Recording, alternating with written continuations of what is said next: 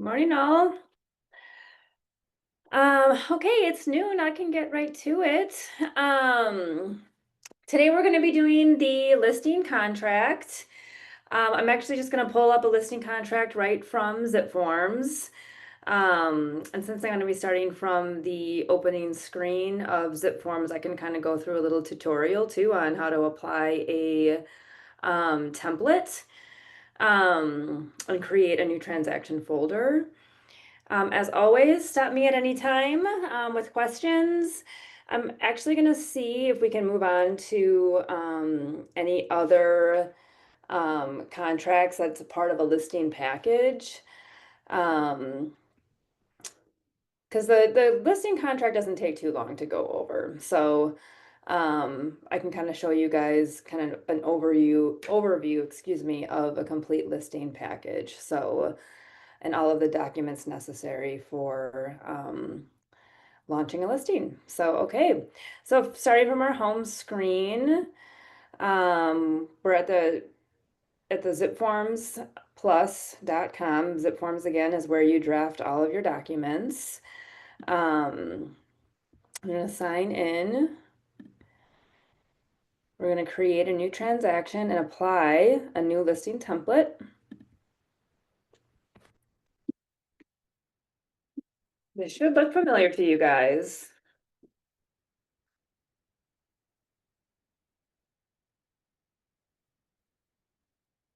We're going to name our folder. We're going to pick our category type, so residential. We're going to select a template and we're going to apply that global listing packet, so that global residential listing packet. And then once we apply that template, then it'll bring you right into the transaction room and it will give you all of the most commonly used contracts in a listing packet. So we've got our listing contracts, excuse me, the residential exclusive right to sell, our addendum S, this is applicable to any property built prior to 1978. We've got our real estate condition report. We've got our affiliated business disclosure, our KW North Shore disclosure, and then our home warranty application. And then other commonly used documents are any MLS forms. So if you intend to put your listing into delayed status, excuse me, that's this one. Or if you intend to keep your listing in excluded status for a time being, you're going to include this document as well. Again, we'll see if we can get to any of these. My main focus is just going through the contract itself. So we're going to go back. I'm going to open up this listing contract. All right, so this is the WB1. Again, it's the residential listing contract, exclusive right to sell. And we'll just go through it. So lines 1 and 2, you're going to be including what the address is.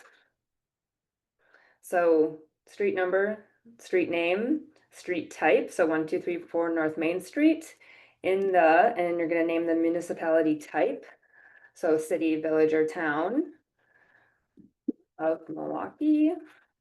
And then you're going to name the county as well. Included in the list price. So here you're going to list any property that is not technically a fixture, though I always like to include items that could be up for debate. So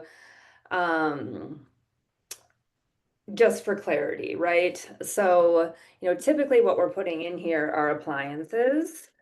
So washers and dryers, fridge, stove, oven. This is actually all technically considered personal property because it's movable.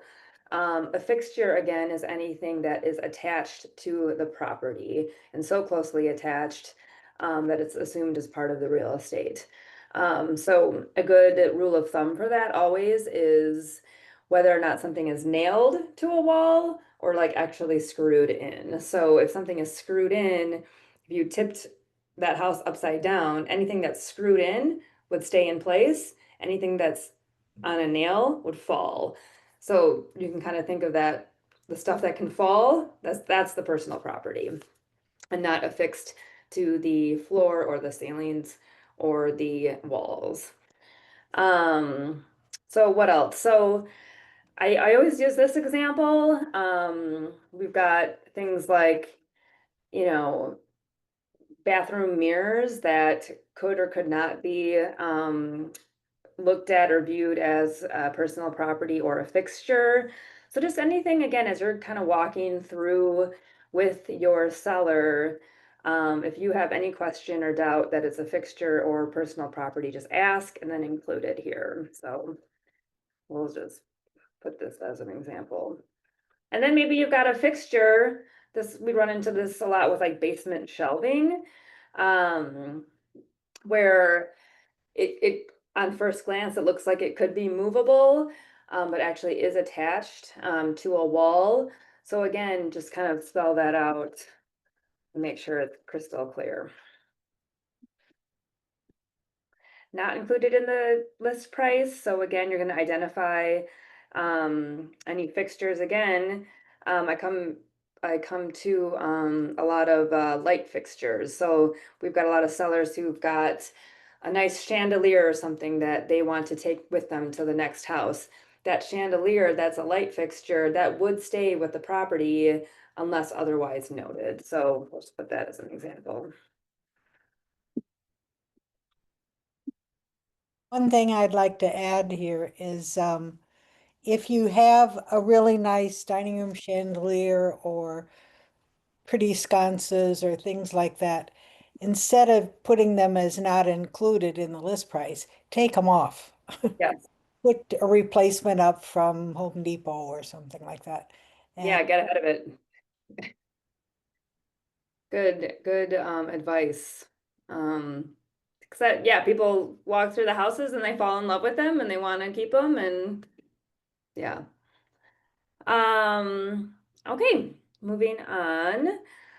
So next you're going to identify the list price and include that here.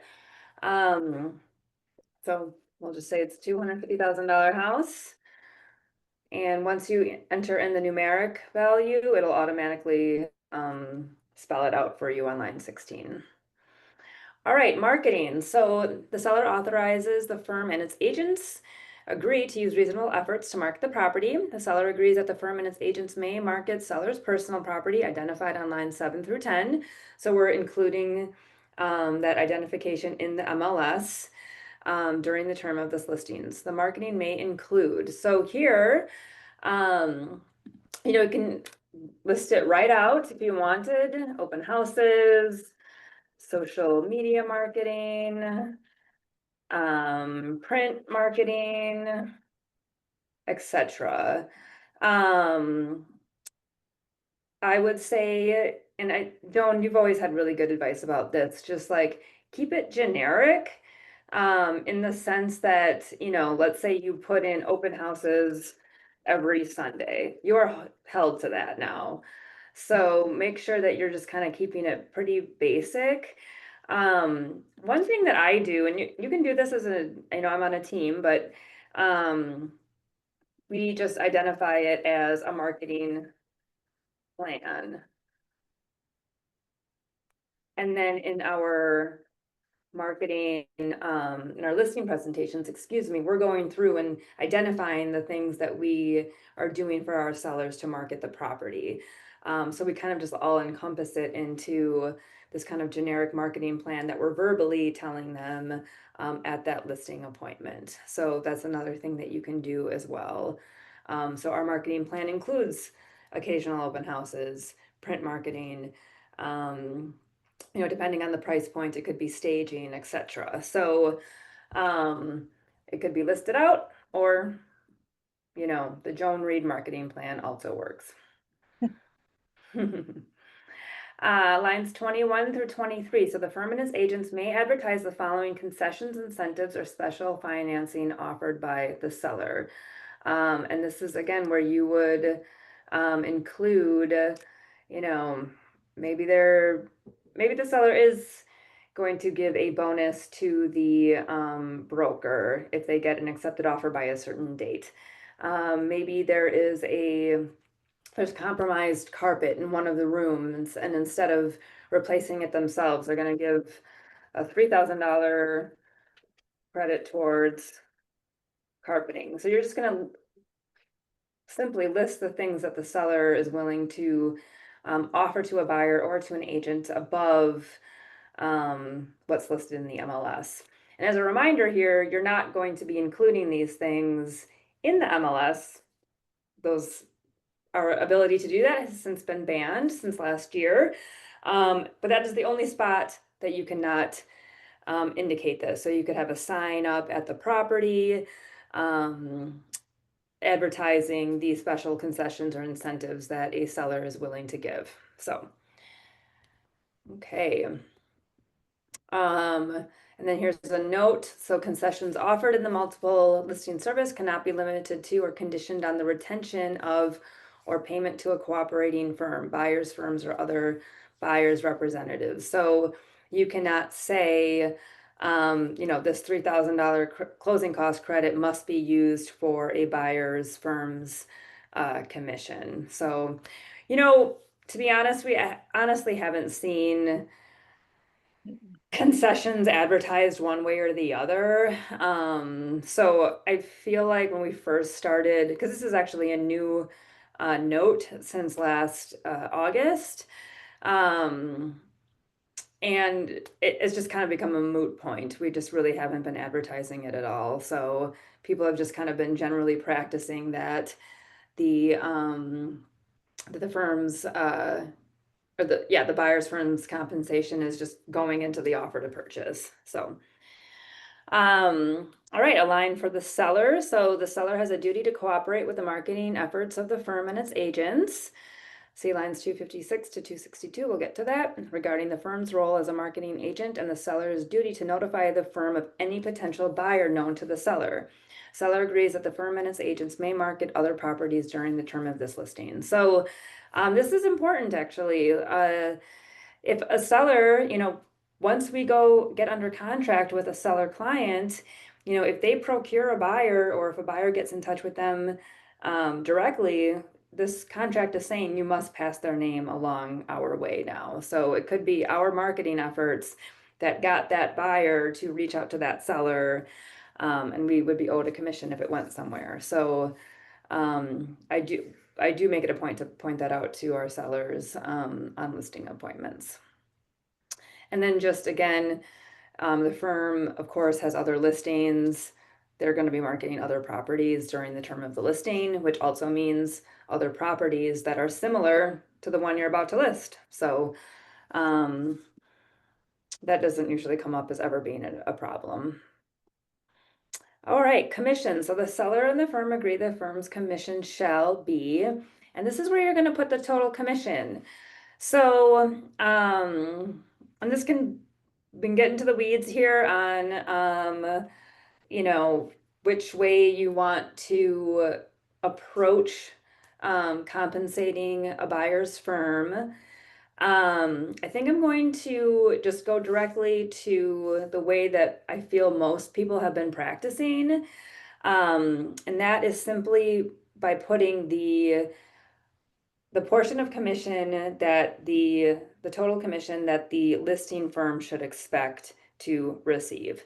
So you're allowed to go down to 2.6% without getting an approval from one of the compliance brokers or one of the team leaders. But typically we're basing this off of a, traditional 6% listing. So in the olden times, I'll say, that was divided into 3.6% was going to the listing firm. And then of that 6%, 2.4% was going to the buyer's firm. Now we're kind of leaving that up for negotiation within the means and within the terms of the offer to purchase, leaving that 3.6%. As a reminder, your Keller Williams charges a $295 fee for every listing that we close on. So a lot of times agents will make that a pass through and include it in the total commission here. I do see some agents who will charge more than 295. So, and I'll just say I personally charge 595 additional commission beyond the 3.6%. So of the 595, excuse me, that $295 will go to Keller Williams to cover our fee. And then the $300 just goes back to me in the market center. Um, so, feel free. I know some teams who are close to an additional $1,000 there. So it's all about, presenting yourself, presenting your value. Um, but feel free to play with that number. I also have agents who work in higher luxury price points, so we'll just leave that alone altogether and just charge the 3.6%. They'll collect their 3.6%, and then of that, they will pay the $295 fee. So we do not have a policy one way or the other. Just know that that $295 is always going to be taken out. Okay. Next section, we get now into how a commission is earned, when it's payable, how it's calculated. So the sellers shall pay the firm's commission, which shall be earned if during the term of the listing, one of these five things happens. So the seller sells or accepts an offer which creates an enforceable contract. Seller grants an option to purchase of all or any part of the property. Seller exchanges or enters into a binding exchange agreement. Transaction occurs which causes an effective change in ownership. A ready, willing, and able buyer submits a bona fide written offer to seller or the firm for the property at or above the list price and on a substantially the same terms set forth in this listing. So this is essentially saying, even if that offer doesn't get accepted, and we've had that happen before, where a seller kind of gets cold feet and they go out to market, we receive an offer that's at list price or above, and they don't want to sign it. And we've had agents come to us and say, like, you know, we listed this, we worked our butt off for this, and now the seller doesn't want to accept. And we have had to point this back out to a seller, and a seller, in the case I'm specifically thinking of, it got them to sign that offer. Um, but the point here, though, too, really is that it's committing the seller to pay our commission once it's earned, not necessarily once it closes. I will say too that generally speaking, if a transaction doesn't close, and let's say a seller accepts an offer, it gets down to like financing, and the transaction falls apart on financing, and the seller decides to pull the listing. We're typically not going to enforce a commission onto that seller, right? So there's also just kind of like basic business, you know, it's just kind of bad business to enforce some of these terms. And so it's kind of rare that we would ever go after a seller really for unearned commission, or for earned commission that didn't close. But that's all to say, everything's a case by case basis. So if you run into a situation, you're going to come to Joan or I, or one of your other compliance brokers. Due and payable. So once earned, the firm's commission is due and payable in full at the earlier of closing or the date set for closing, even if the transaction doesn't close. So again, 9.9 times out of 10, we're just going to be collecting our commission at the closing date. The calculation, the percentage commission shall be calculated based on the total consideration between the parties, the list price if the entire property is involved, if the exchange involves less than the entire property, or under, if the effective change in ownership or control involves less than the entire property fair market value of the portion of the property exchanged, or for which there was an effective change in ownership, or number 5, and again, 9.9 times out of 10 is going to be the total and offered purchase price. So I have yet to see us pay a commission based off of any other way besides number 5. So if a commission is earned for a portion of the property, it does not terminate the listing as to any remaining property. Okay. All right, moving on to page 2. And again, you guys stop me at any time with questions. When we're working in zip forms, I always go to this top property information fields and just continue filling it out.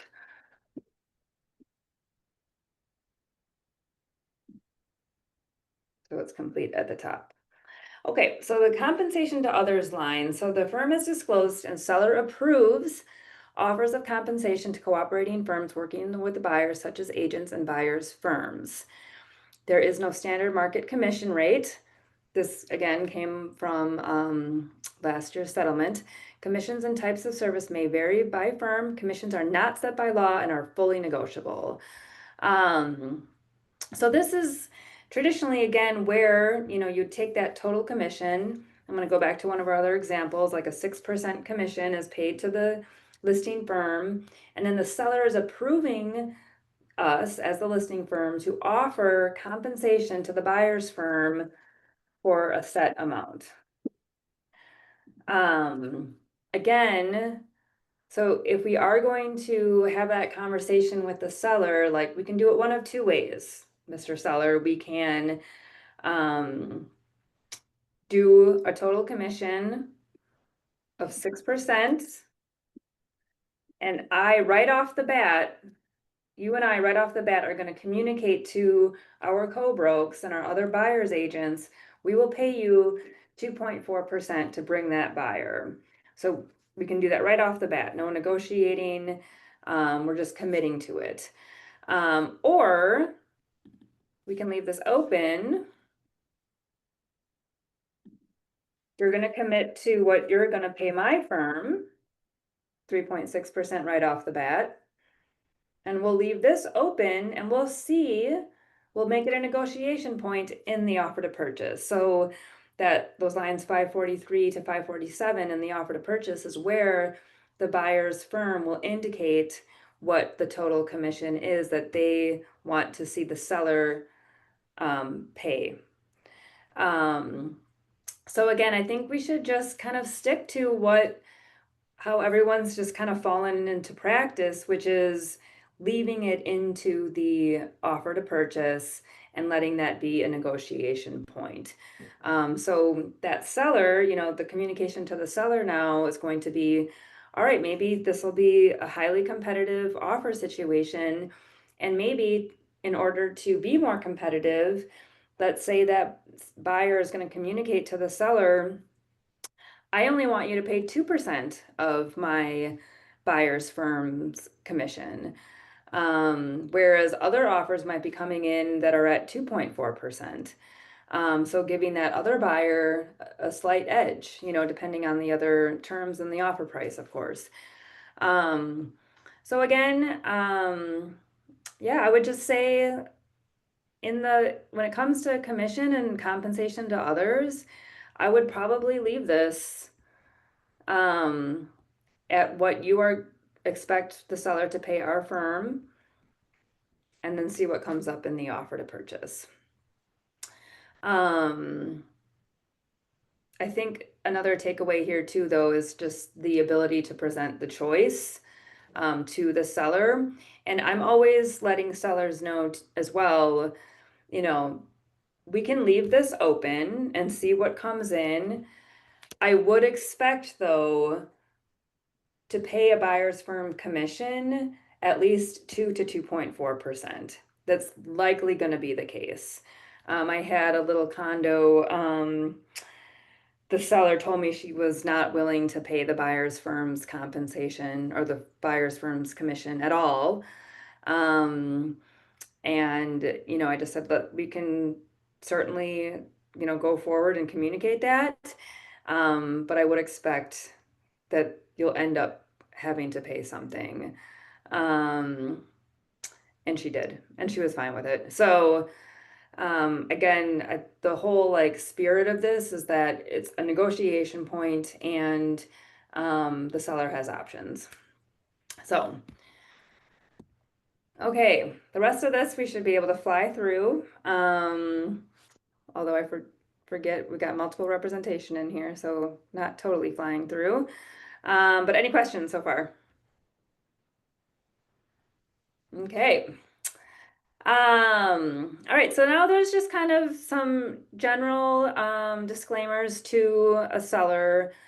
So buyer's financial capability. So the firm and its agents are not responsible under Wisconsin statutes to qualify a buyer's financial capability. So if a seller wishes to confirm the buyer's financial capability, the seller may negotiate the inclusion of a contingency for financing or other, proof of funds, a pre-approval letter from a lender. So that's all to say to a seller, that's not part of our role here as the marketing firm. But when we go to receive an offer and review offers, we will make sure that there's a pre-approval letter, and if it's a financed offer, or a proof of funds letter. Dispute resolution, so parties understand if there's a dispute about this listing or an alleged breach, the parties cannot resolve the dispute by mutual agreement. The parties may consider alternative resolution instead of judicial resolution. Alternate dispute resolution may include mediation, binding arbitration, etc. So again, just a disclaimer to all parties, we've got options if you guys cannot agree on something. Fair housing, so a statement back to the seller. Seller and the firm and its agents agree that they will not discriminate against any prospective buyer on account of race, color, sex, sexual orientation as defined in Wisconsin statutes. Joan has a great story about this where she had to turn down a listing, walk away from a listing because what was the exact story, Joan? She wanted the price higher to keep out a certain segment because her neighbors wouldn't like her if she sold to them. Yeah, so I there got you a go. When you hear those things, red flags, get out of there. So, um, okay, moving on. So disclosure to clients. So now we're getting into the duties that we as agents of a firm owe to all parties in a transaction, whether or not they're a customer or a client. And then we get into the additional duties that we owe to a seller because they are a client of the firm. And then we get into multiple representation and what that means. Um, so first we'll start with the duties to all parties. So again, we've got the duty to provide brokerage services to you fairly and honestly, duty to exercise reasonable skill and care. Joan and I are constantly nailing this one down in terms of our communication to our agents who want to, list commercial property. And this is the duty that we're always falling back to. So, the exercise to demonstrate reasonable skill and care means that you are not working outside of your knowledge base. The duty to provide you with accurate information about market conditions, if you request. The duty to disclose to you in writing certain material adverse facts about a property. Duty to protect your confidentiality. Duty to safeguard trust funds. And the duty when negotiating to present contract proposals in an objective and unbiased manner. Okay, so those are duties that we owe to all parties. So because that seller is signing on with us and agreeing to allow us to market their property, we owe them additional duties because they now are a client of the firm. They're paying us a commission to represent them in the sale.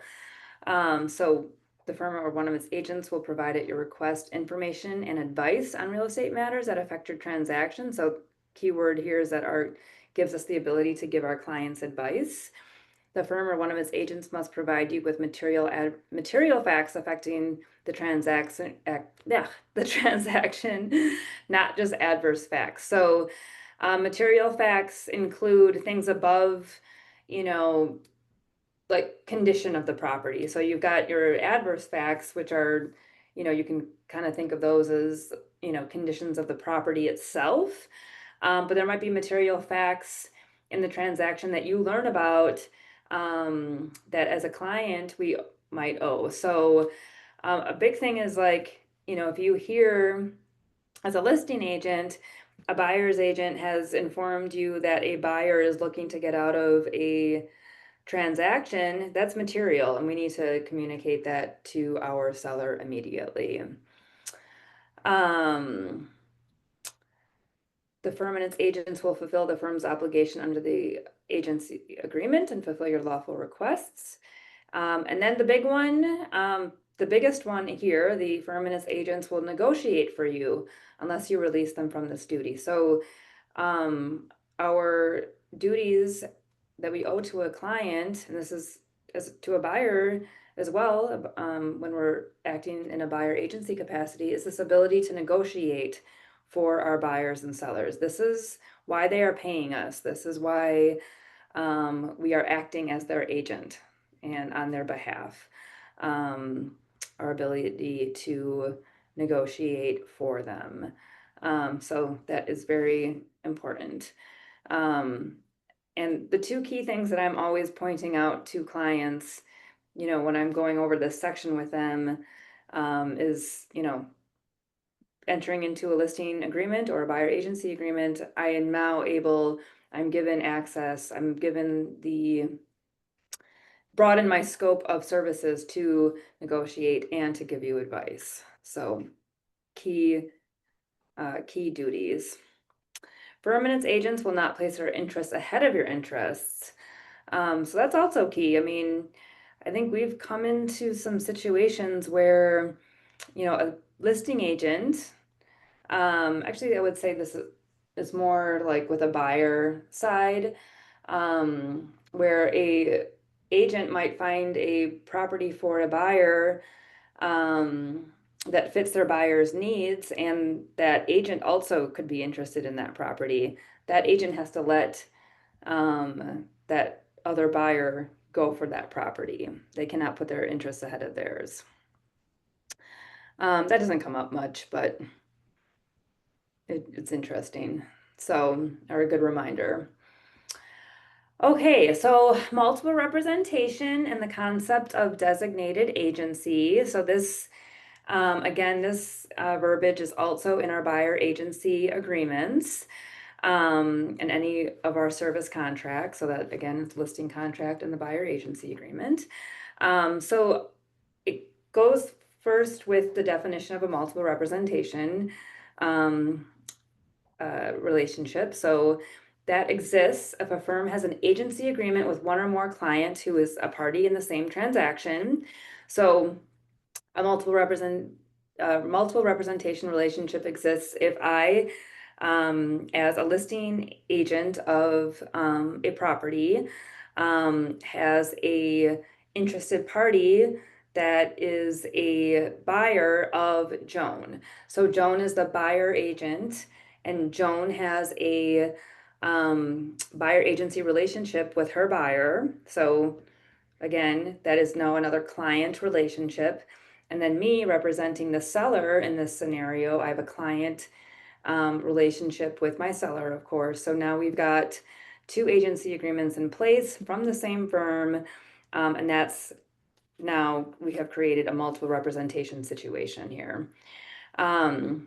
So designated agency means that different agents with the firm can negotiate on behalf of you as the seller and as the other client in the transaction. In this case, though, the clients of the firm have to consent to a multiple representation relationship. So my seller has to consent to the fact that another buyer represented by another agent from Keller Williams might be writing on the property. And likewise, Joan's client has to consent to the fact that that buyer is writing on um, listing of another Keller Williams agent. And so the way that we are able to get around this is, and the consent that they are giving now is the same firm may represent me and the other party as long as the same agent is not representing us both. So now we have designated agency. So I am the designated agent for my seller. Joan is the designated agent for her buyer. So now we're in the boxing ring together, duking it out, me for my seller, Joan for her buyer, and negotiating. Again, the key here is that there are two different agents on either side. Um, in the second scenario, the same firm may represent me and the other party, but the firm must remain neutral regardless if one or more agents are involved. So this is very rare, and this usually only happens now if, let's say, I personally were to bring a buyer to my listing and that buyer also wants to be represented through a buyer agency agreement. And we now need to go to those parties and say, okay, I can write this contract, but because there's not a designated agent involved, then I must remain neutral in the transaction.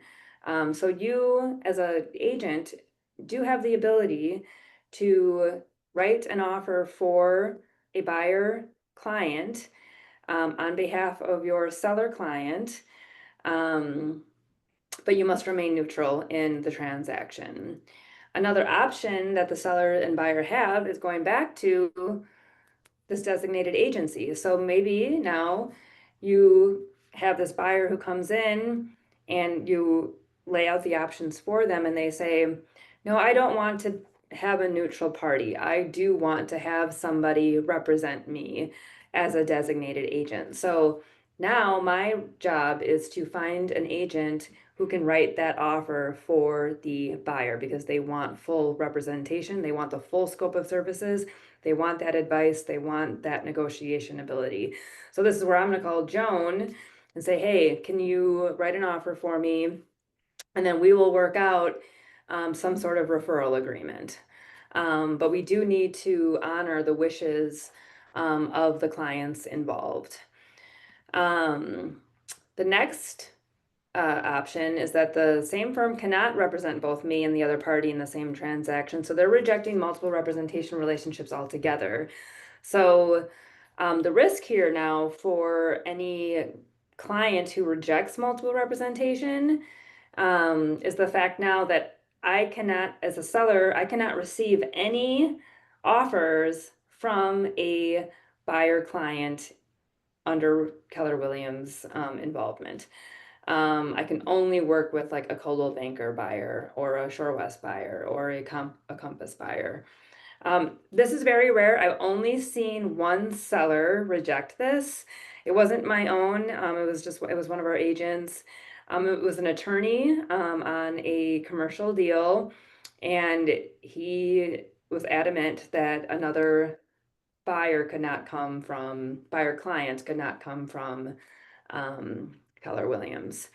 So that's all to say then too, kind of to wrap this up, is again, this only applies to buyer clients and seller clients. So if there's a buyer customer out there, let's say I, as the agent for my seller, um, procure a buyer off of an open house and I lay out the options to the buyer and I say one other option is that I can write the offer for you as a customer and I'm still representing my seller on this transaction. So they're not going to have any representation. They're a customer.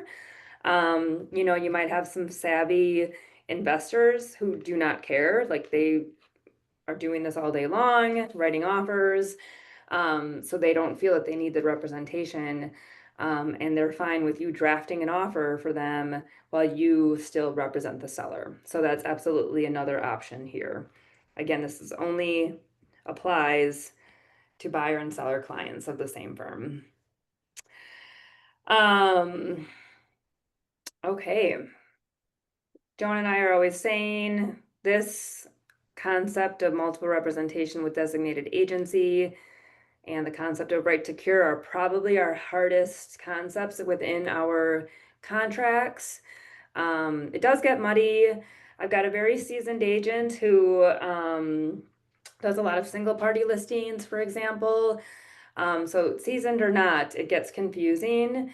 Um, and so just come to us to kind of like help map it out if you've got a question. So like, hey, Steph, Joan, I've got this listing and this buyer came to me. What can we do with this now? So we can walk through it at that time as well.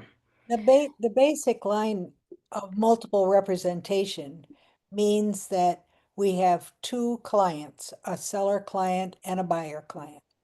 It doesn't mean we have a seller client and a customer. That's not multiple representation. Yeah. So we were representing a buyer and a seller in the same transaction. That means we have a buyer agency with the buyer and a listing agent with listing contract with the seller. And that is dual agency.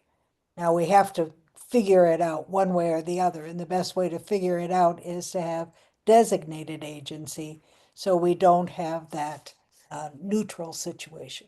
hmm Yeah, that's a good point too, in the sense that like just because we can act neutral doesn't mean we should. I don't feel comfortable doing that, for example.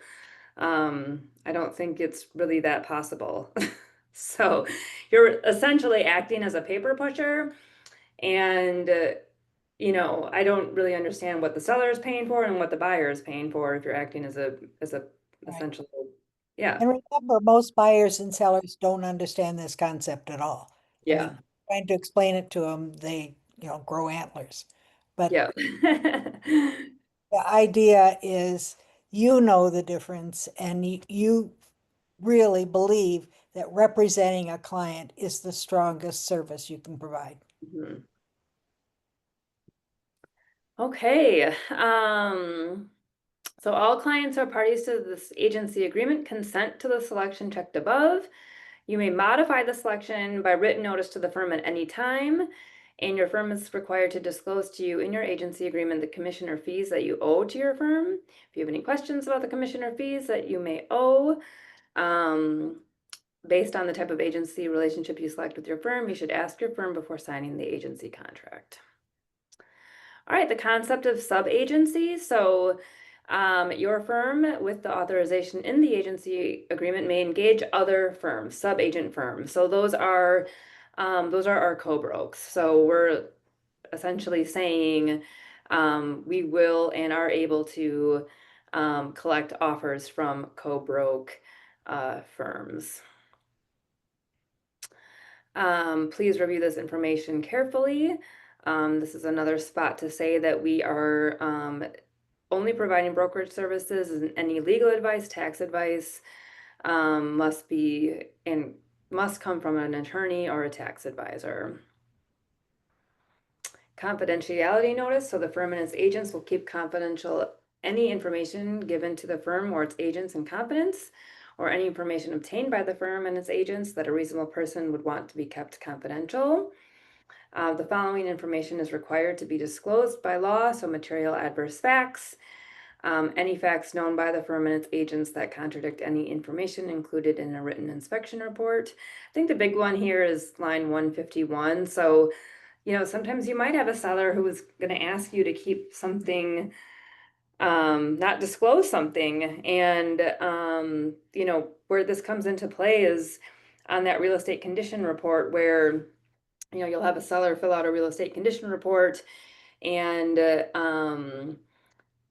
you see some, contradicting information or information that's missing, like let's say during your listing walkthrough, you see a huge crack in the foundation wall and they don't note that on the real estate condition report, then this is where we can point to the fact that, hey, if you don't point that out, I need to point that out. And we've got our own form for that.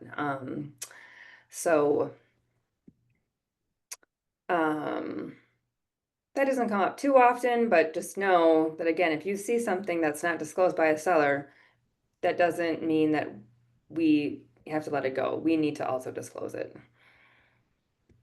So any confidential information beyond something reasonable that the seller might want to make sure is known. I feel like the biggest example for this would be if sellers are going through a divorce, and they want that to be explicitly clear that they don't want that to be known to buyers. So you could include something like that. Usually we're not really filling anything out there. Cooperation access to the property or offer presentation. So the parties agree that the firm will work and cooperate with other firms in marketing the property. So this also means access, a seller can't throw their house up on the market and then not allow buyers agents into the home. And so cooperation includes providing access to the property for showing purposes and presenting offers and other proposals from these firms. Note any firms with whom this doesn't come up too much, but you can identify firms that the seller does not want to work with at all. We usually see this like on a relist situation, where let's say we're taking a listing over from an agent who had it previously listed. That seller might say to us, I don't want anyone from that other firm to be in my home, and we can name that here.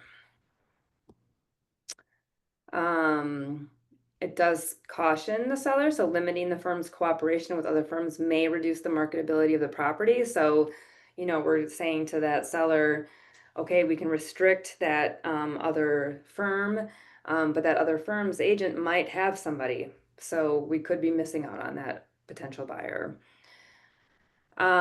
Exclusions of the contract. So all persons who may acquire an interest in the property who are protected buyers under a prior listing contract are excluded from this listing. So back to that example of a relist situation where we're taking this over from another agent, another firm. That firm might send us what's called a protected buyer letter. So if anyone on that protected buyer letter ends up purchasing the home, we need to refer that seller back to their old firm to handle the transaction because that other firm is owed the commission. So that's just automatic. We don't have to write that down anywhere. But there might be a situation where maybe a neighbor has expressed interest in the property, and that seller would want to work with them directly if they were to circle back around. You could name them here, and you could put a timestamp on that. So let's say we're listing a property today and the seller has identified an excluded buyer. Maybe we say, okay, if they come to and write an offer on the home within the first week, they're excluded. But as soon as July 22nd hits and Joe Smith wants to write an offer, then they belong to us and we will handle the transaction, and you would still owe us a commission. Next up, we are getting into definitions that of terms that a seller might find in the transaction. I'm not going to go through all of these, but we can always point them back to this. I will point out the protected buyer. So again, a buyer means a buyer who personally or through any person acting on behalf of the buyer during the term of the listing delivers to the seller a written offer to purchase, views the property, attends an individual showing. So where this comes into play now is this extension of listing provision, where if the listing expires and no sale has closed, no transaction has closed, then the listing term per lines 230 is extended for a period of 1 year as to any protected buyer. So those, again, those are that protected buyer, which is named up here and automatically excluded. Now, this extension of listing provision allows us to name anyone who has seen the property and or has actually submitted an offer on the property. They now become a protected buyer because that party saw the home when it was listed with us. So if the listing expires and Joe Smith saw it while it was listed with us, comes back and wants to now write an offer on the property and it closes, even after the property expires, after the contract expires, then the seller owes us a commission because that buyer came back around and ended up writing an offer and closing. So, occupancy. So unless otherwise provided, the seller agrees to give the buyer occupancy at the time of closing. Leased property, if the property is currently leased, this is a note for any duplex owners. Those leases will extend beyond closing. So if, we close on a duplex listing with a tenant in July and that tenant's lease is up, at the end of December, at the end of the year, that tenant gets to stay beyond the closing date. That tenant isn't just going to be automatically booted from the property. Those leases are honored after closing. The notice about the sex offender registry, so if anyone has concerns, they can visit this website. The real estate condition report, so a provision right in here for the seller stating that they agreed to complete the real estate condition report. That's provided in another contract. They are going to amend the report if they learn of any defects after the completion of the report. They're going to name any defects that they are aware of by answering all of the questions on the real estate condition report. And the seller authorizes the firm and its agents to distribute the report to all interested parties. Seller acknowledges that the firm and its agents have a duty to disclose all material adverse facts required by law. So again, going back to our duty to disclose that, back to that basement crack, Mr. Seller, if you're not putting it on the report, I have to disclose it. So make sure you get it on there. Seller representation regarding defects. So the seller represents the firm that as of the date, the seller has no notice or knowledge of any defects affecting the property other than those noted on the condition report. If the seller representations are incorrect or incomplete, the seller may be liable. So that's in bold, and that's a warning right back to the seller. The seller is cooperating with marketing efforts. So seller agrees to cooperate with the firm and to provide the firm with all records, documents, or other material in the seller's possession, which might be in connection with the sale. The seller authorizes the firm and its agent to do those acts reasonably necessary to effect a sale, and the seller agrees to cooperate fully with these efforts. So that's internet advertising, lockbox system on the property, etc. Seller again shall promptly refer all persons making inquiries concerning the property to the firm and notify the firm of any potential buyers. So again, you can't do something on the side, Mr. Seller. You've got to point any buyers to us. Open house and showing responsibilities. So this is just going back to the seller and saying, if we are going to be having open houses, we are going to be having showings, make sure we're not liable for anything that is lost or stolen. So if there's anything that you want to make sure is hidden away, you'll need to do that. Excuse me. Okay, we'll just stay in the dark. The termination of the listing. So neither seller nor the firm has the legal right to unilaterally terminate the listing. Seller understands that the party to the listing are seller and the firm.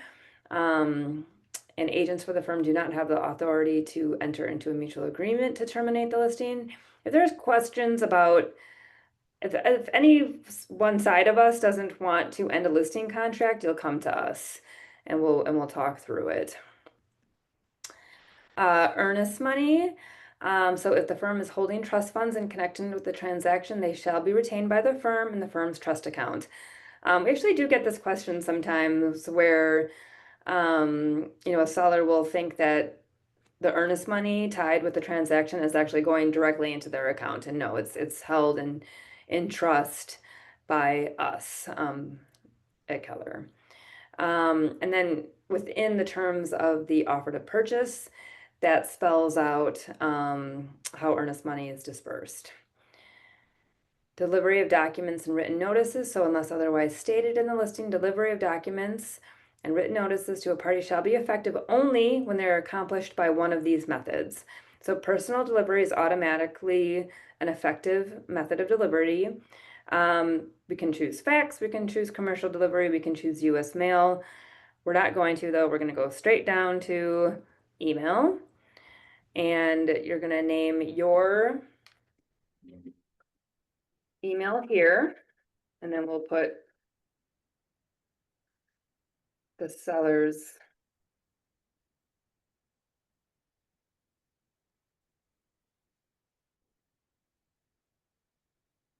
here. Any additional provisions you want to spell out here? Example of this, this is just top of mind. I had a seller that I bought some blinds for. So in here I said seller to reimburse listing agent. I think it was like $100 for blinds. And another thing to keep in mind here is that this is communication to our title companies. So this now will go on the closing statement, and I'll be reimbursed for these blinds at closing. That again, that's just top of mind example of something that could go into the additional provisions. Any addenda, so we'll say the Keller Williams MKE disclosure. And this might be crash printed already. Actually, I know it's not, so, and then the affiliated business disclosure. Then the term of the contract and the expiration date. So typically it's 180 days. So I think that would put us into January. Wire fraud warning. You're gonna see this a lot in many places. So we've got it on our disclosures. This is into the offer to purchase. So a lot of times our sellers' proceeds are wired to them at closing. So our communication to them is you will communicate your wiring instructions directly to the title company. I will never be a pass-through for that. Wire fraud is real. So, okay, then the seller is gonna sign here. And then you're gonna sign at the bottom. And we have an effective listing contract. Wow, we did it in just an hour. Okay, any questions? If we were able to get to those other docs, great, but we obviously were not. I don't know what I was thinking. So, any questions? It's pretty straightforward when you're going through it with a seller. Obviously we expanded on each section, but you should be able to kind of find your like one-liner statement about each section to go over it with the seller. Good work. Okay, so next time, so Joan is gonna go over the inspection contingency. So we kind of like to connect all of these. So we went through the real estate condition report last week. We did the listing contract today and showed how the seller is obligated to fill out that real estate condition report. Then we'll explain how that condition report is picked up in the offer, and then we'll see how it's tied in with the inspection contingency itself. Oh, Leah raised her hand. Yes, Leah.